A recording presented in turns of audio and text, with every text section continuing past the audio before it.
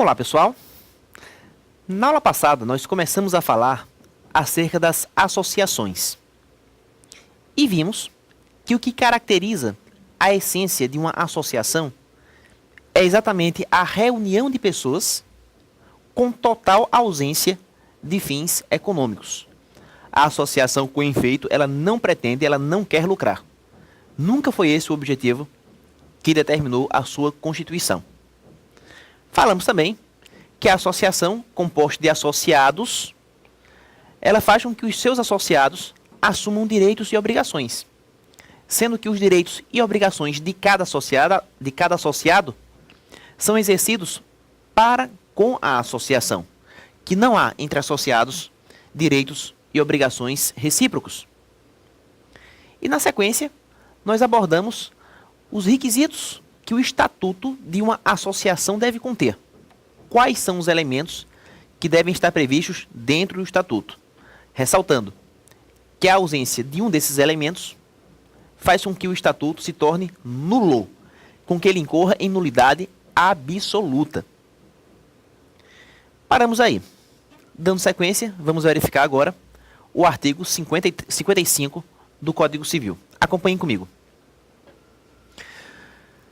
Os associados devem ter iguais direitos, mas o Estatuto poderá instituir categorias com vantagens especiais.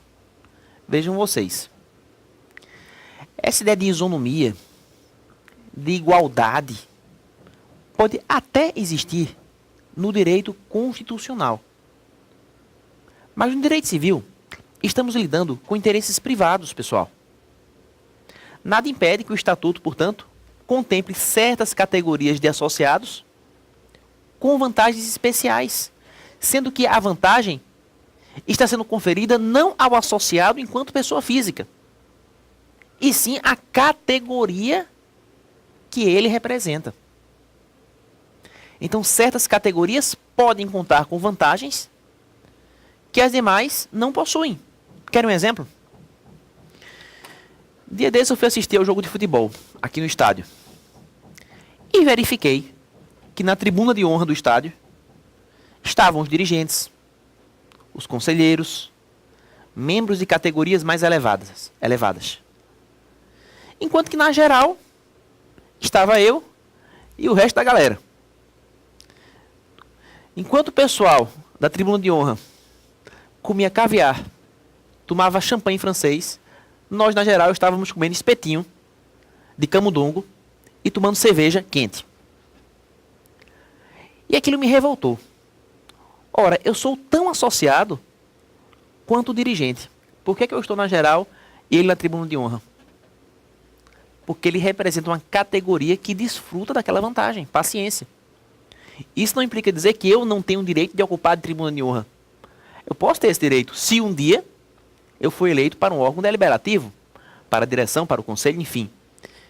E aí eu desfrutarei da vantagem que aquela categoria confere. Essa é a ideia. Então, em regra, associados possuem os mesmos direitos, em regra, mas o estatuto, ele pode instituir, sim, categorias que desfrutam de vantagens especiais, sem que haja nenhuma ofensa ao princípio da isonomia.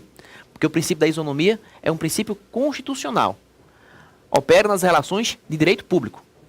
Em relações privadas, das quais as associações participam, esse princípio da isonomia já não é mais tão forte assim. Passemos agora à leitura do artigo 56.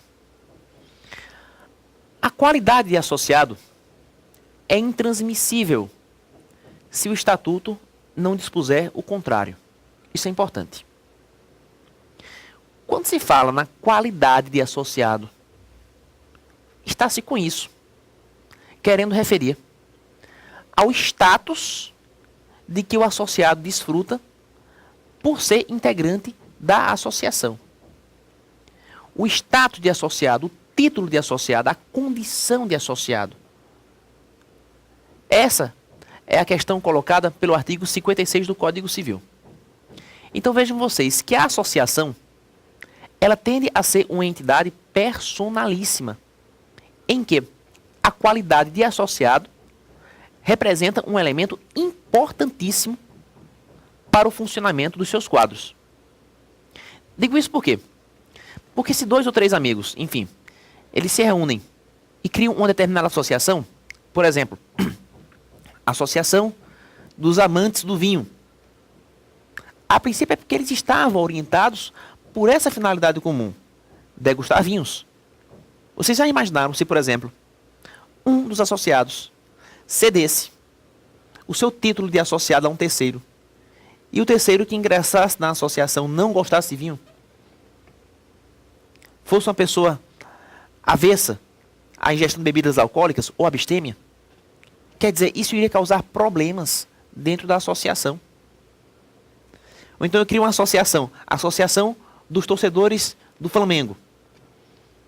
Vocês já imaginaram se alguém de um time oposto fosse integrante desse tipo de associação, se um associado originário cedesse a sua condição, a sua qualidade para um torcedor de um time adversário? Isso iria criar problemas seríssimos. É por esse motivo, é por essa razão, que a qualidade de associado é intransmissível se o estatuto não dispuser o contrário. Então, a menos que o estatuto disponha em sentido diverso, entende a lei que a associação tem caráter personalíssimo. E ter caráter personalíssimo significa dizer a qualidade de associado é intransmissível. Vamos colocar isso no esquema. Acompanhe comigo.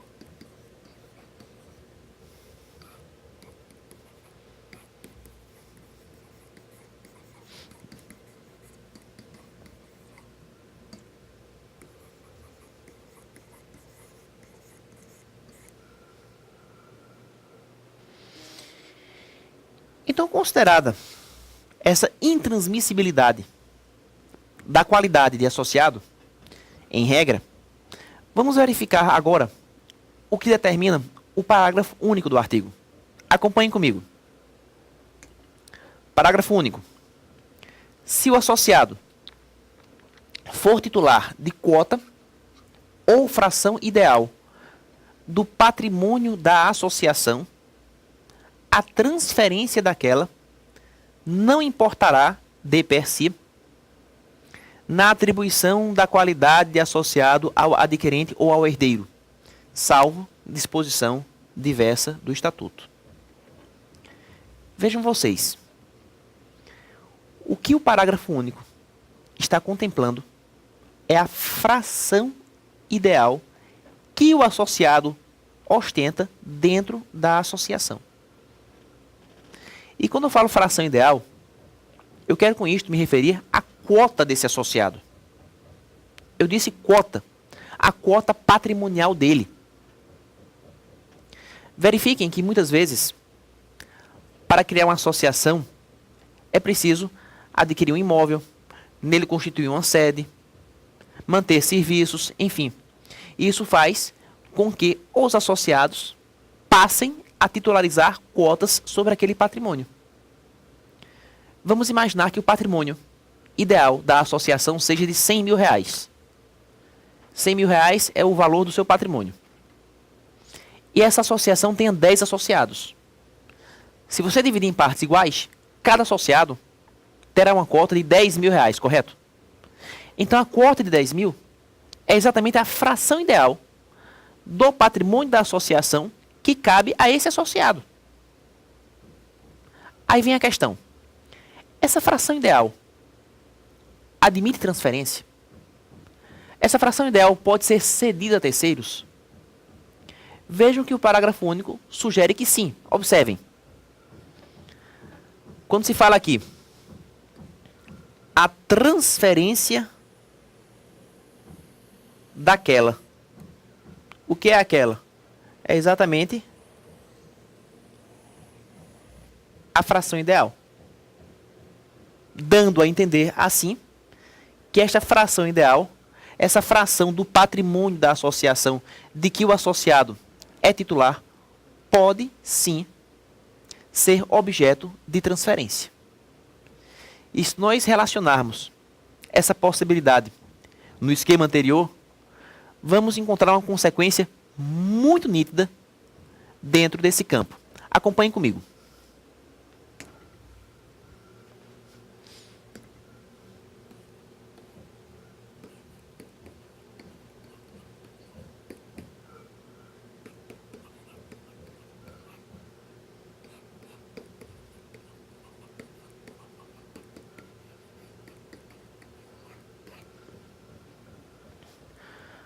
De acordo com o esquema proposto, a qualidade de associados, repito, o status do associado dentro da associação, o seu título de associado, é intransmissível, em regra, se o estatuto não dispuser o contrário.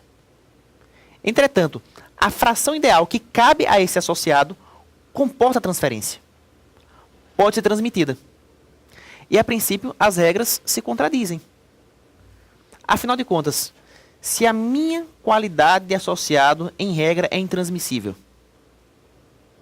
como é que eu posso ceder a terceiros a minha fração ideal? Pessoal, qualidade de associado versus fração ideal representam institutos completamente distintos. É perfeitamente viável que o associado transfira a terceiro a sua fração ideal, sem transmitir com isto a qualidade de associado. Mas como assim? Como é que o terceiro pode adquirir a fração ideal sem ser associado? Muito simples. O terceiro adquire uma fração do patrimônio da associação. O que o terceiro vai adquirir é isto, uma fração, um segmento do patrimônio da associação, mas sem que este terceiro seja abraçado pela associação como um novo associado. O que ele recebe é a titularidade de um patrimônio ou de uma fração patrimonial, mas sem com isto ser acolhido como um novo associado. Vejam o que diz o parágrafo único.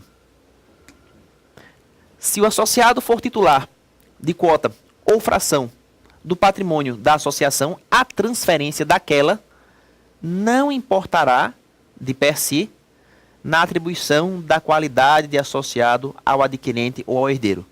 Traduzindo, a transferência da fração não faz com que o adquirente ou o herdeiro se invista na qualidade de associado. Uma coisa é uma coisa, outra coisa é outra coisa. Ah, mas se tiver no estatuto uma cláusula dizendo que o terceiro, adquirente da cota, tornar-se-á também associado. Vejam o final do artigo, pessoal. Salvo disposição diversa do estatuto. Ou seja, nada impede que o estatuto contemple previsão diversa. Então, se, e somente se, o estatuto contiver uma previsão determinando que a transmissão da cota implica também a transmissão da qualidade de associado, aí sim, o terceiro adquirente dessa cota vai se investir na atribuição da qualidade de associado, porque havia previsão expressa no estatuto. Portanto, temos uma regra e uma exceção. Em regra, a transmissão da cota, da fração, não confere ao adquirente a qualidade de associado. Regra. Exceção.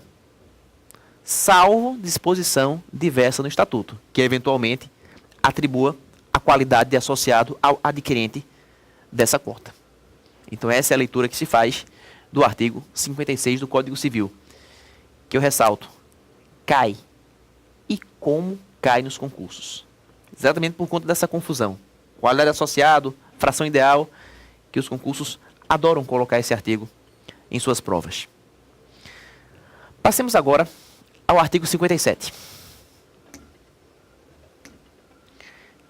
A exclusão do associado só é admissível havendo justa causa, assim reconhecida em procedimento que assegure direito de defesa e de recurso, nos termos previstos no Estatuto. Atenção.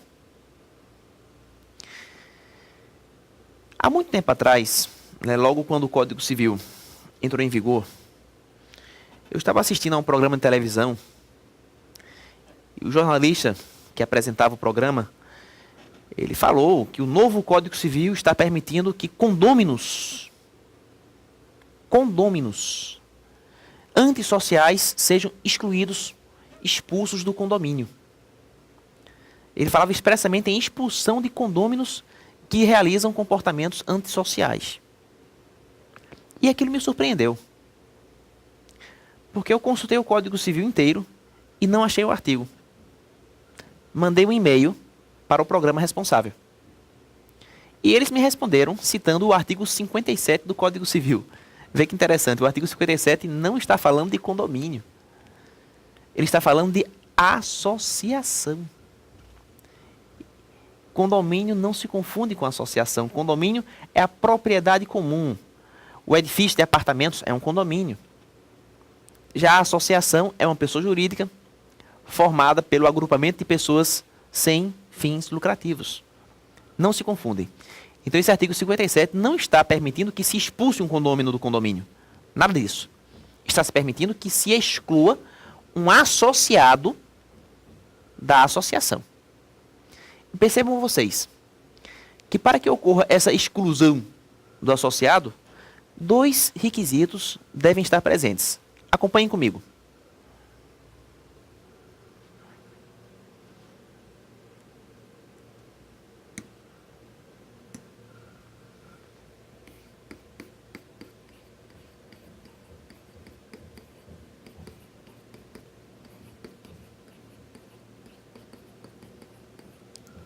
O primeiro requisito que se coloca para que um associado possa ser excluído é exatamente a presença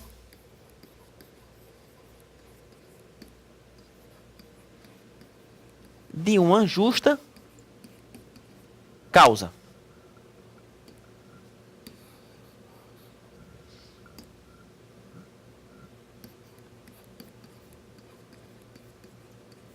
E o segundo requisito, um procedimento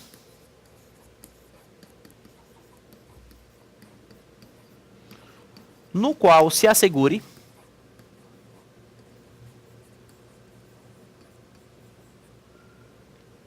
direito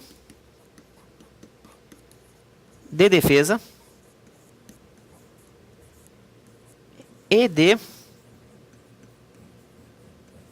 recurso.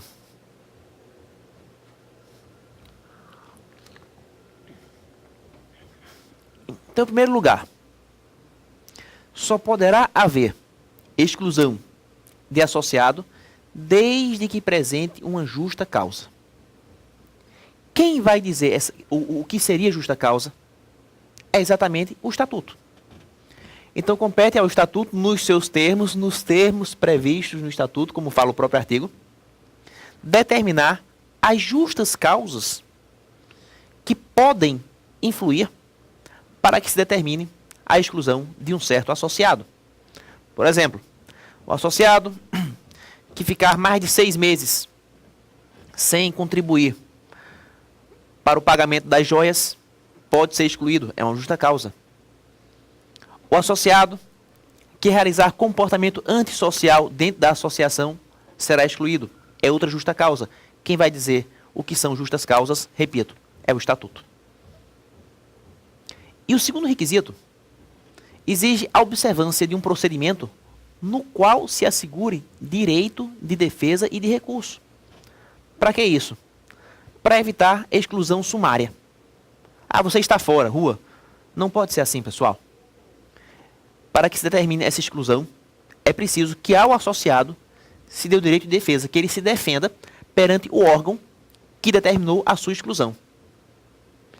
E mesmo que a sua defesa seja infrutífera, ainda assim deve-se reconhecer a ele direito de recurso, de recorrer para um órgão superior.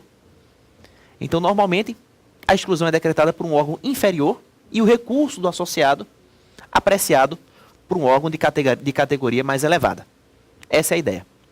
Quem vai reger esse procedimento é o Estatuto. Então, compete ao Estatuto regulamentar como se processa esse direito de defesa e esse recurso a fim de evitar exclusões sumárias. Então, dessa maneira, se procede à exclusão de um determinado associado. Passemos agora ao artigo seguinte. Artigo 58. Nenhum associado poderá ser impedido de exercer direito ou função que lhe tenha sido legitimamente conferido, a não ser nos casos e pela forma previstos na lei ou no estatuto. É muito óbvio, pessoal. Todo associado, ele tem condições de exercer direitos na associação ou de exercer funções que a associação confere. E seria um absurdo, uma grande injustiça, você privar o associado de exercer direitos ou funções. Direitos e funções essas que tenham sido legitimamente conferidos ao associado. Obviamente que para você suspender algum tipo de direito, ou para afastar o associado de uma certa função, é preciso que se observem os casos e a forma previstos na lei ou no estatuto. Então, só nos casos e forma que a lei ou o estatuto previrem, é que aí sim se poderá privar ou suspender certos direitos ou certas funções do associado. Em suma, direitos e funções devem ser exercidos de forma livre, sendo que sua suspensão só pode ocorrer nos casos e na forma previstos na lei ou no estatuto. Essa é a leitura do artigo 58 do Código Civil, que não traz muita relevância prática. Passemos agora ao artigo 59.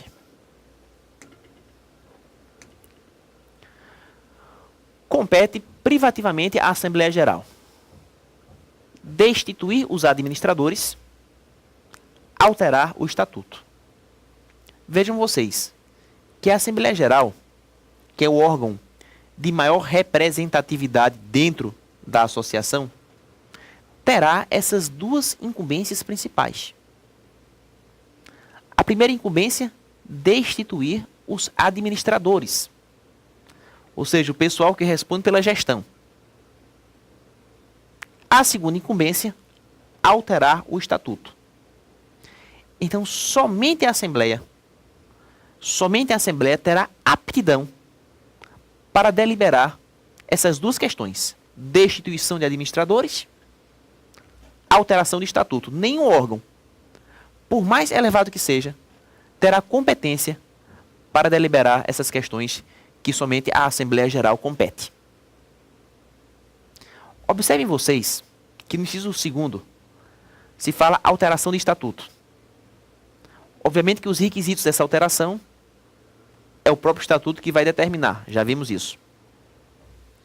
E no primeiro inciso se fala de destituição de administradores. É bom frisar bem essa questão aqui. Observem. Destituir administradores.